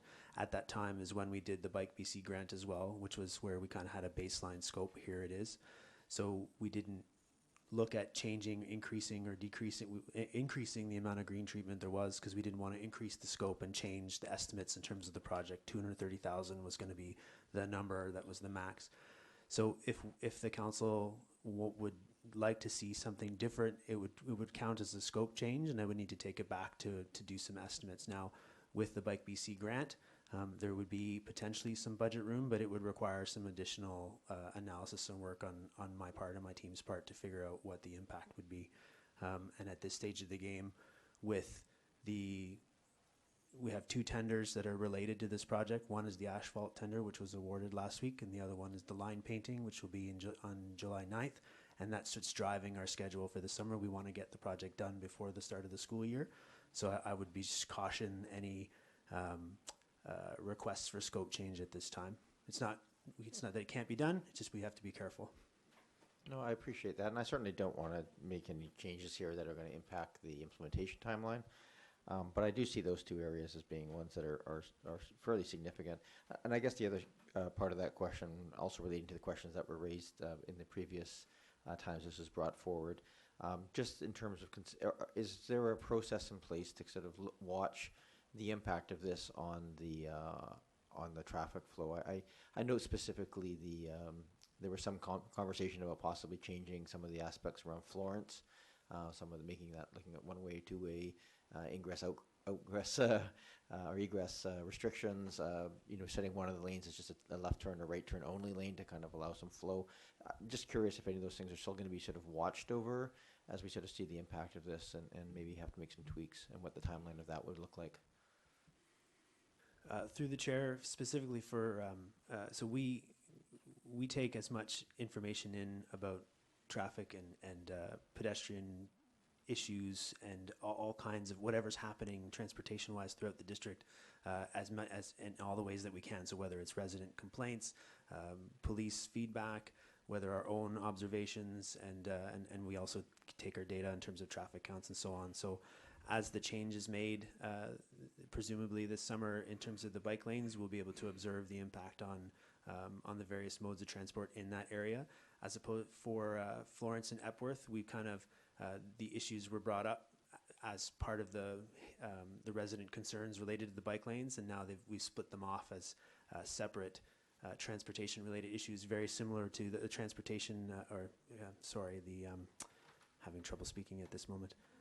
Traffic complaint protocol, similar issue. It's we met with the residents, and we have done some traffic counting, and now we have to look at it and say, do we recommend a change here, and then bring that back to the council as a separate project for those two, or separate recommendation for those two streets. Okay, no, I understood, and I appreciate that very much. Thank you. Thank you very much. Looking for a motion at this point. I'd move the staff recommendation. Second. Moved and seconded. Discussion. Councillor Kirby, then Councillor Zalko, please. I just want to thank the staff for bringing this forward, and for making sure that the timeline is consistent with the school year, and that this can be achieved before the school gets back in.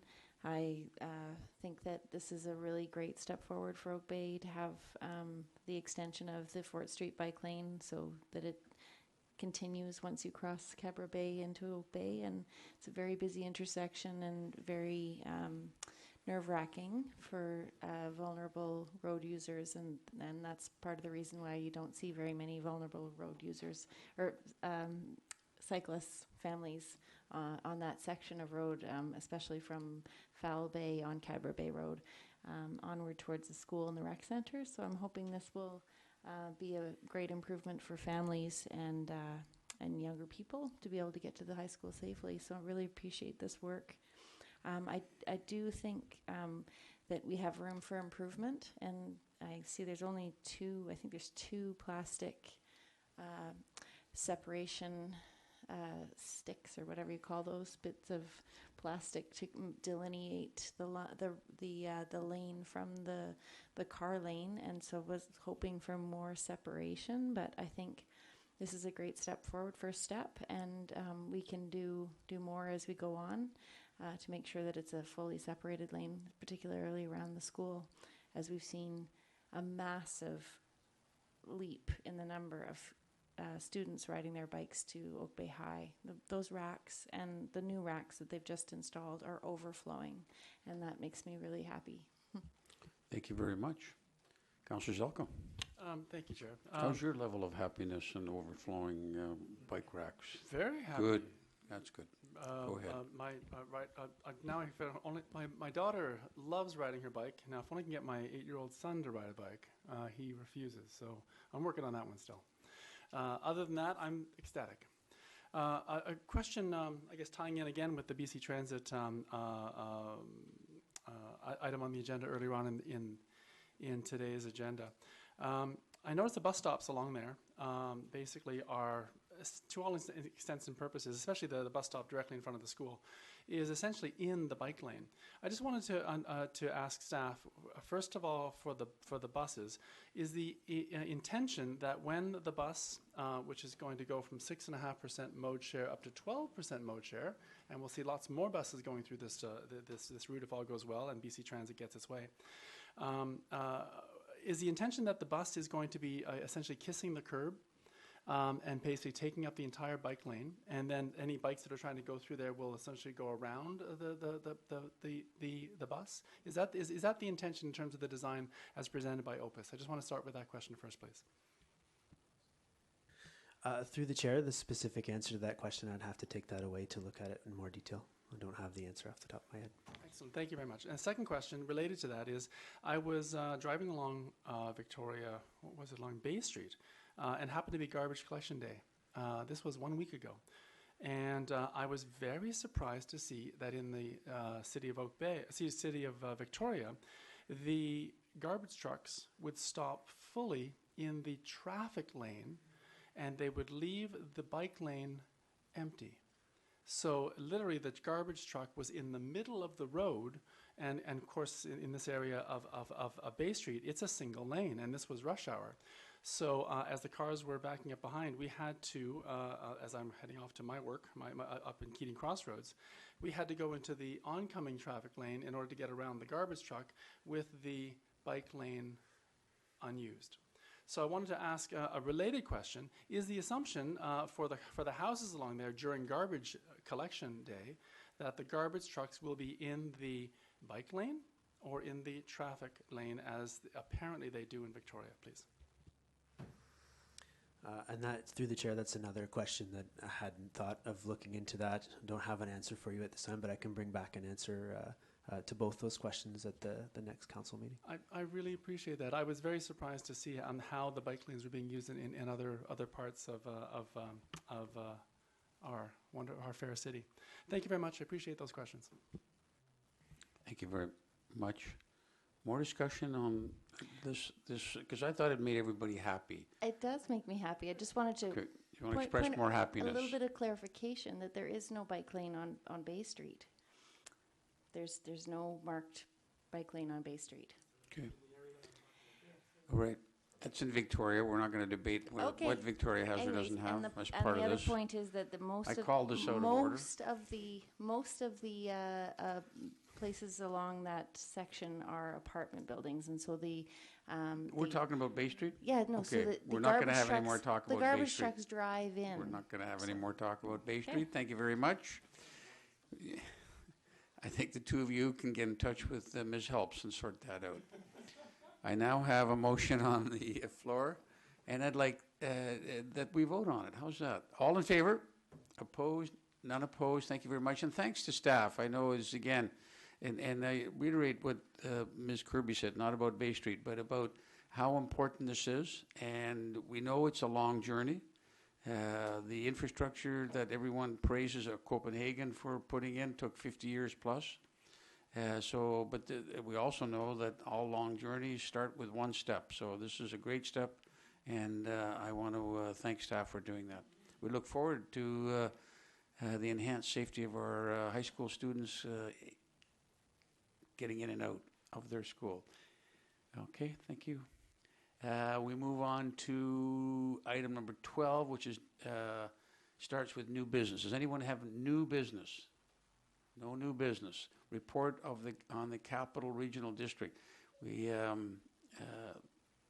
have an interesting meeting coming up Wednesday that there's a lot of interest in, and it really fits into what we were discussing here. It's a report, 2017 report, a survey of how people move around our communities right throughout the CRD. Do they take the bus? Do they walk? And the whole load share thing. And there have been some improvements. That report will be in front of the Transportation Committee, which I chair, on Wednesday. And it's just to receive, but it's an interesting report that does show the appropriate trend. Other verbal reports. Okay. Not about Bay Street? No, not Okay, about Bay good. Street. Go ahead. Oh, I'm, it sounds like you two are still arguing the Bay Street thing. I'm not there. arguing. I'm just Good. trying to give you Other a quick verbal report. reports. I was just going to tell you a little bit about the community conversation that began on Tuesday night last week at the high school, and how wonderful it was to have about 50 residents join us for that first conversation, which was very difficult at times, and sometimes emotional, and but amazing.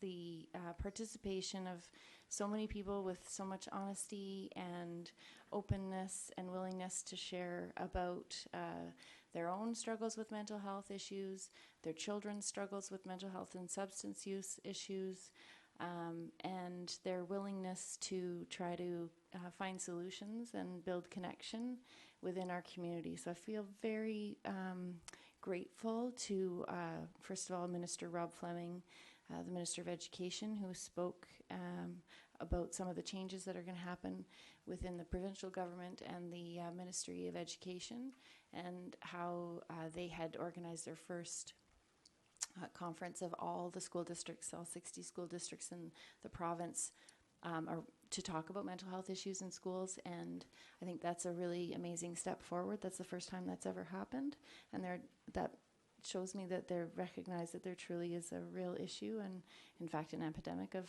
anxiety and depression in youth in BC. And so we really have to do something about it as a it's not just the school's responsibility, it's all of our responsibility. I think that was my takeaway from the evening, that we all have a responsibility, and I appreciate your remarks that evening, Mayor. And was that we have work to do, but there was also one suggestion from a community member that was taken up by another member, suggesting that we have a community cafe. And when we were talking about the development of the neighborhood learning center at the high school, we did discuss including a community kitchen in that project. And it was one of the ideas that the community association supported, but it was not taken up by the neighborhood learning center in the final design by the school and the rec center. But I think that there's room for to tuck that away as something that we might include in any future development in the community. Whenever we build a new rec center, or hopefully a new municipal hall, that we make sure to remember that there was an appetite for that, and also that Rachel Staples, the mother of Elliot Yurchuk, who passed away recently in April, an Oak Bay resident, that she mentioned that she and her husband were looking for an opportunity to build something in his memory, and they would be very generously excited to support this an initiative like that. So I think that's something I wanted to make sure that it was out there and remembered for future reference, that should any redevelopment plans come for the municipal hall or any other municipal buildings, that we consider that for the future. And I will be beginning organizing the next community conversation on mental health for September, and that my goal is to focus that one around seniors and dementia and loneliness, preventing dementia and loneliness. Thank you very much, and we really appreciate your leadership on this, and it is an important conversation to continue to have. And it's not kind of like a destination, it's an ongoing journey that we have to have these conversations. They're tough, but they're revealing, and I think we can find solutions in many of the conversations, not perfect solutions.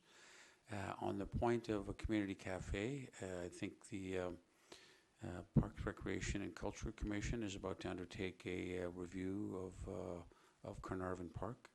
I think they were about to hire, if they haven't already hired, a consultant and to revision that park. And that'll go on probably for the next 6 to 12 months, and that may well be a perfect opportunity to consider something like that. So thank you very much for what you've done and what you're continuing to do for our community. It is so critical. Other verbal reports.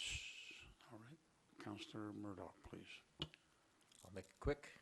Just a couple of quick things. On the GVPL, we just did a review of our sort of midway term of our strat plan. So just looking at some other initiatives coming forward in the next couple of years, but some fascinating numbers from that just in terms of how well used the library system is. I mean, just the responses to little things like the library hour surveys. We had 1,700 people responding to that survey. Lynda.com, which started fairly late last year, has had over 30,000 people take courses on it so far.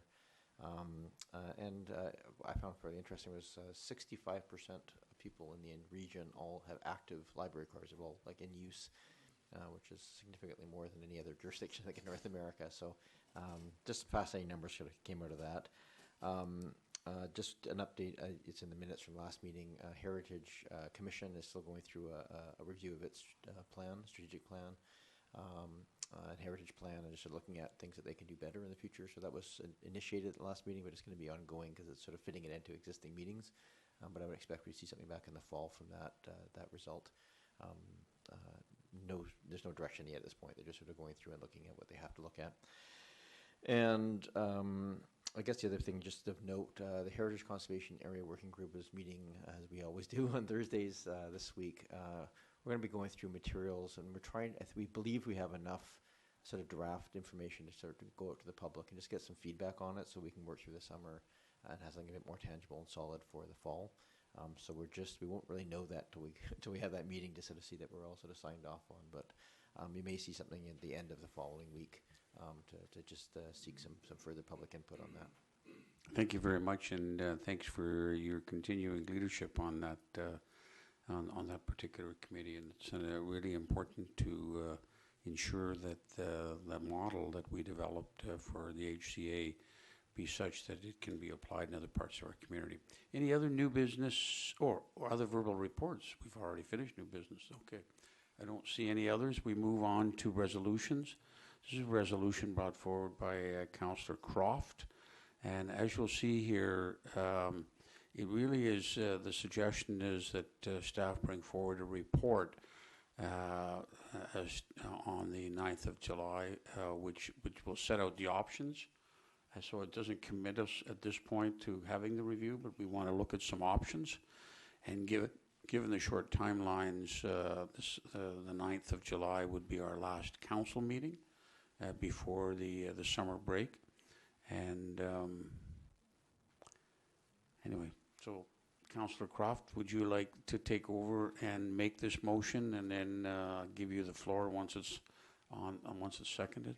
Okay, I will just read the motion that it be resolved that council requests staff to provide a report on the options for conducting a review of elected officials' compensation for July 9th, 2018 council meeting. Be it further resolved that should any increase in compensation to elected officials be deemed appropriate, that the increase not take effect until January 2019, which of course is our beginning of our next fiscal year. Okay, moved. Second. Moved and seconded. Now, discussion. Do you want to lead this off, Councillor Croft? Although I do see some whereases here that set out the context of this. Thank you.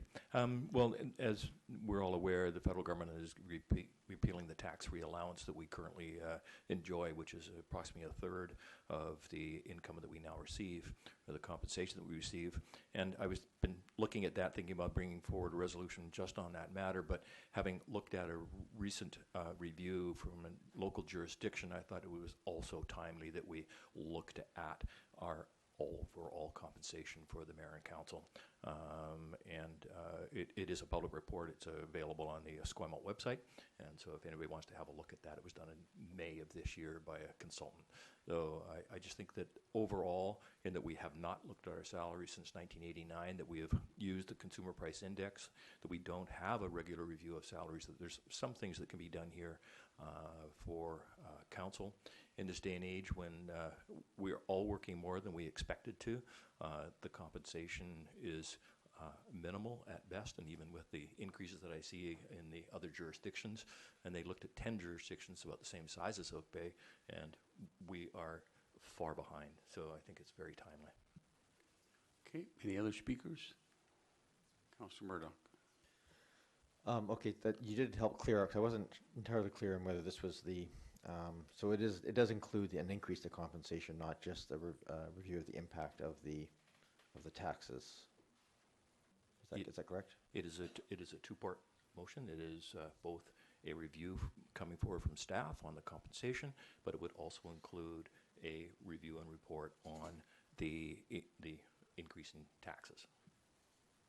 Okay. So I just a couple of notes of caution here, just because I don't have an issue with having a look at what are, having them. So is this for the staff to come back with options for us, or just to come back with okay, report on options for conducting a review? I read that as we'll all come back to us and say we can do it 3 or 4 different ways, and these are the ways we could do it. Is that correct? Exactly. Okay. So there's a couple of things I just point out quickly on this. Well, one, I have a question, which is just around, I mean, the taxes portion of this. I was just seeking some clarification, but if we're going to look at this in a more broader sense, we can do that later, but perhaps I can get an answer right now if Ms. Carter has the answer. This stipend was really there as a sort of, I love this model, frankly, because it's so simple for all of us in these small jurisdictions not to have to fill in expense reports and track everything. It just covers a reasonably small amount for all the additional expenses that we incur. But do we know whether or not, if we can't do it, I know previously we couldn't expense related expenses because we were already getting a stipend, but with this change, would we be allowed to essentially deduct from our income the costs that are related to council work? Through your worship, yes, if you no longer have the 1/3 allowance, then you would report your gross income on your personal tax return, and there are eligible expenses that you could claim against that income. So it would not change dramatically in that sense as long as you did the work to do that. So then it's really down to the compensation piece. The second part of the concern I would just raise, because having just gone through this recently, Oak Bay through the GVLRA right now is in the midst of negotiating with QP and trying to come to a resolution. There is some awkwardness of timing with this if those things are not resolved yet. I know that in the CRD voted to give a raise to exempt staff, and while not directly related to the union, the union has raised that as in their comments, asking, expressing, that as a problem. And I think we did face a similar problem here, I think just from an optics perspective, not from a reality of cost perspective, because the numbers we're talking about here are so incredibly small. But the optics may be a bit awkward for us on that. So we don't know the timing in terms of when those resolve, but I would just sort of raise it as a flag. If we go through this kind of compensation review now, prior to that being resolved, it could come back and cause some issues. That being said, I'm curious to see what options the staff would come back with in terms of looking at this, so I don't have a problem with the motion as it stands. I'm just going to flag that because it may not be something we want to proceed with when it does come back in July. Thank you. Okay. Yes, Councillor Kirby, please. I just wanted to say that I think this is quite different than the QP issue.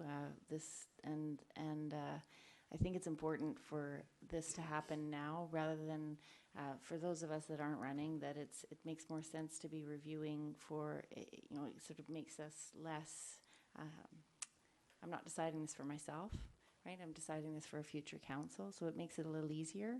And I don't think you can do it once you have a new council. It'll be a lot harder. So the timing is unfortunate, but necessary. And I think it also is a good time to do it, because if anybody is concerned about the low levels of compensation that we do receive, as many working people struggle with the idea of like how much time this takes, and this job is very demanding.